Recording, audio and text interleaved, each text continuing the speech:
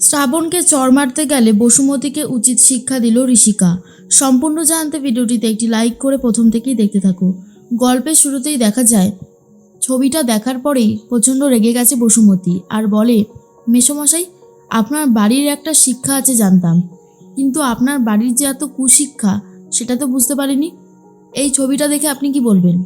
দেখার পরেই দাদু আর কিছু বলতে পারে না, বুঝতে পারে সবটা এবার সবাই জেনে যাবে। তখনই অনুভব বলে, মা, আমি তোমাকে বুঝিয়ে বলছি। কিন্তু বসুমতী কারোর কথাই শুনতে চায় না, শুধু ব্রজমোহনকে জিজ্ঞেস করে, এবারে কি বলবেন বলুন মেসোমশাই, চুপ করে থাকলে তো হবে না। দাদু বলে, আমি সবটা বুঝিয়ে বলছি। আসলে ঋষিকা দিদিভাইয়ের সাথে ওই ছেলেটার একটা সম্পর্ক হয়েছিল, কিন্তু সেই সম্পর্ক একটুও স্থায়ী হয়নি, সেই সম্পর্ক ভেঙে যায়। তারপরেই বসুমতী বলে, সেই জন্যই বোধহয় ঋষিকা এখন আমার ছেলের দিকে হাত বাড়িয়েছিল, তাই না মেসোমশাই? এইটা তো আমি মেনে নিতে পারবো না যে আমার বৌমা, যে কিনা দু চারটে ছেলেকে চড়িয়ে তাকে তাদের কোলে বসে চুমু খেয়ে আমার ছেলেকে বিয়ে করে আমাদের বাড়িতে আসছে। না, এটা আমার পক্ষে মেনে নেওয়া সম্ভব না। আর তখনই ওম বলে, এবার কি হবে শ্রাবণ? সব তো শেষ হয়ে যাচ্ছে। শ্রাবণ বলে, দেখি না উনি কি বলে, ওনার বক্তব্যটাও তো শোনা উচিত, তাই না? এরপর ঋষিকা বলে, অনুভব অনুভব তুমি ওনাকে বলো একটু শান্ত হতে। তখনই বসুমতী বলে, কিসের শান্ত হব ঋষিকা? এই জন্য প্রথম থেকেই আমার ডাউট হচ্ছিল, যেই মেয়ে সরস্বতী পুজোতে শাড়ি পরতে জানে না, সেই মেয়ের আবার শিক্ষাগত যোগ্যতা যে কি আছে সেটা আমার খুব ভালো করে বোঝা উচিত ছিল। অনুভব বলে, মা মা তুমি একটু শান্ত হও, এরকম রিয়াক্ট করলে কি করে হবে?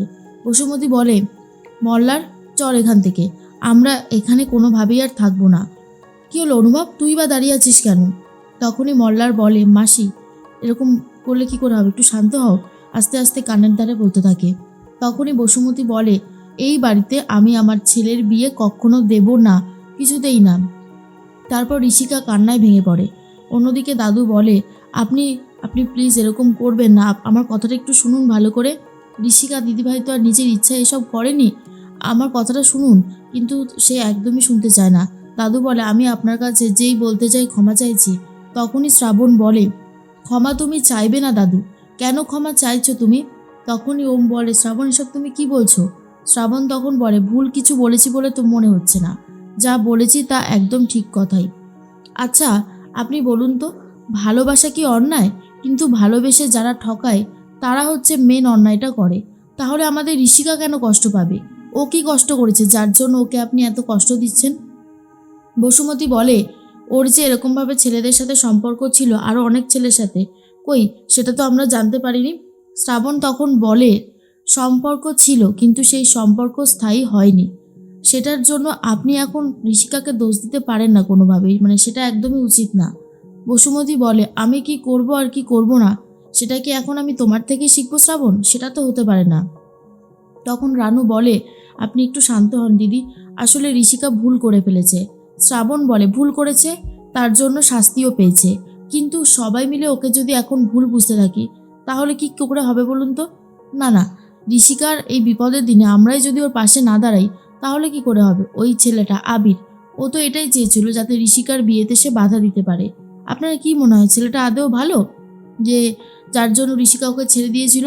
যদি ভালোই হতো, ভালোবাসার মানুষকে সুখী দেখে সে খুব ভালো থাকতো, কিন্তু না, সে কিন্তু ঋষিকার জীবনটা তছনছ করে দিতে চাইছে, আর সেই জন্য ঋষিকা কিন্তু অনেক আগে ওই ছেলেটার কাছ থেকে বেরিয়ে এসেছিল। এর মধ্যেই তখনই বসুমতী বলে, এই রকম মেয়েকে আমরা আমাদের বাড়ির বউ করে নিয়ে যাব না, এদের বাড়ির একটা কুশিক্ষা রয়েছে, ঋষিকার বাবা মা ঋষিকাকে সঠিক শিক্ষা দিতে পারেনি, বাবা মার দোষ। কথাটা শুনে শ্রাবণের খুব গায়ে লাগে। শ্রাবণ বলে, ঠিকই বলেছেন, সন্তান অন্যায় করলে বাবা মারই দোষ থাকে। আমাদের ঋষিকার তো তাও একজন ছিল, আর অনুভবের 3-4জন গার্লফ্রেন্ড ছিল, যাদেরকে খুব ক্লোজভাবে ডিল করেছিল আমাদের অনুভব। তাহলে শিক্ষাটা বোধহয় আপনার থেকেই পেয়েছে, তাই না? কথাটা শোনার পরেই বসুমতী ঠাস করে চড় মারতে যায় শ্রাবণকে। তারপর মল্লার আর ওম দুজন মিলেই বসুমতীর হাত ধরে ফেলে। আর মল্লার তখন বলে, কি হচ্ছে কি মাসি, এমনটা করো না। বসুমতী বলে, আমার হাত ধরলি তুই মল্লার? এখানে আমি আর 1 মিনিটও থাকবো না, আমি গাড়িতে অপেক্ষা করছি, অনুভব চলে আয়। এরপর বলে বেরিয়ে যায়। তখনই অনুভব বলে, ঋষিকা ঋষিকা কান্নাকাটি করো না, দাদা তো গেছে, ঠিক মাকে মানিয়ে নিয়ে আসবে দেখো। তখনই শ্রাবণ বলে, যেই বাড়িতে আমাদের ঋষিকার সম্মানই নেই, সেই বাড়িতে ঋষিকার বিয়ে দেওয়াটা কি আদৌ ঠিক হচ্ছে দাদু? তখন দাদু বলে, চুপ করো, তুমি হলে যত নষ্টের গোড়া। এই শোনো, তোমার থেকে না আমরা আর কোনো কথা শুনতে চাই না, আর শুনবও না। এরপরেই ওম বলে, দাদু তুমি একটু শান্ত হও। ঋষিকার এই কঠিন সময় তুমি যদি ওর পাশে না থাকো তাহলে কে থাকবে বলো তো? তখন দাদু বলে, আমি আর পারছি না, অনেক হয়ে গেছে। যেই সমস্ত শিক্ষা নিয়ে আমি বড়াই করতাম সেগুলো সব ভেঙে চুরমার করে দিয়েছে। এরপর মল্লা আর বসুমতীকে বোঝাতে থাকে আর বলে, মাসি তুমি এসব কী করছো, আর কেনই বা করছো?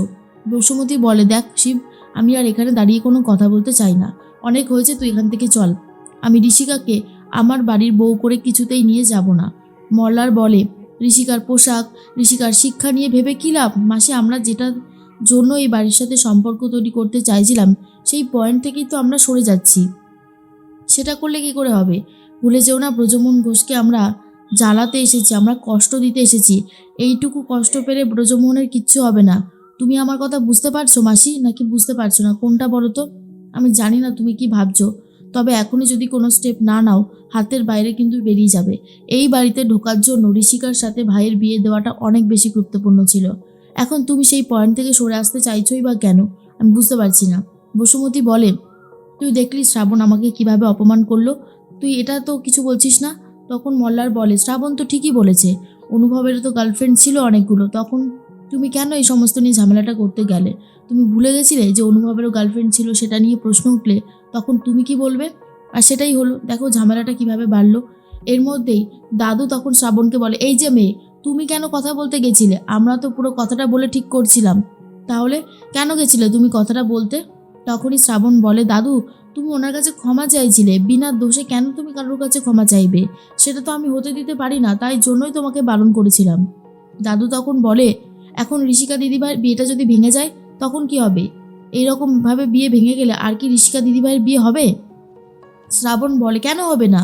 বিয়েটাই কি সলিউশন নাকি সব কিছুর? আমাদের ঋষিকা আরও পড়াশোনা করবে, দরকার পড়লে চাকরি করবে, আর নিজের পায়ে দাঁড়িয়ে গেলে না দাদু, সবাই বিয়ে করতে রাজি হয়ে যাবে, জানো তো? আসলে ঋষিকাকে নিয়ে ওই বসুমতী দেবীর খুব অসুবিধা। ওই ঘরে পাঠালে যে ঋষিকার জীবনটা অনিষ্ট হবে না সেটা কি কেউ বলতে পারে? এরপরে মল্লার চলে এসেছে আর বলে, এক্ষুনি মা আসছে, আপনারা চিন্তা করবেন না। বসুমতীকে বুঝিয়ে সুঝিয়ে বাড়ির দিকে নিয়ে যাচ্ছে। এরপর বসুমতী বলে, আসলে ওই রকম একটা ছবি দেখার পর আমার সত্যি মাথাটা গরম হয়ে গেছিলো। সরি, আমি ভুল করেছি। শুনুন, আজকেই না আমি দুজনের আংটি বদলা বদলি করতে চাইছি, কারণ আর হাতে সময় বেশি বাকি নেই, বিয়েটা যত তাড়াতাড়ি সম্ভব দিয়ে দেওয়াই ভালো। অনুভব বলে, ঋষিকা আমি বলেছিলাম না? আমার মা একটু রেগে যায় ঠিকই, পরে আবার বুঝতে পারে নিজের ভুলটা। তখন ঋষিকা বলে, দাঁড়ান আন্টি, এই বিয়ে আমি করব না। আর এই কথাটা শোনার পরেই বাড়ির প্রত্যেকে চমকে যায়। শ্রাবণের গায়ে হাত তুলতে গেছিল বসুমতী, আর সেই বসুমতীর ঘরে কিছুতেই বউ হয়ে যাবে না ঋষিকা।